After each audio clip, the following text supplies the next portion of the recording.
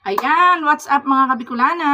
Ayan, magandang tanghali. Ayan, dahil patanghali na, 11 a.m. na siya. Ayan, nagagaya kami ngayon ng habibi ko dahil birthday ng tita ko ngayon. Siyempre, alam nyo naman, kainan. Kaya, let's go!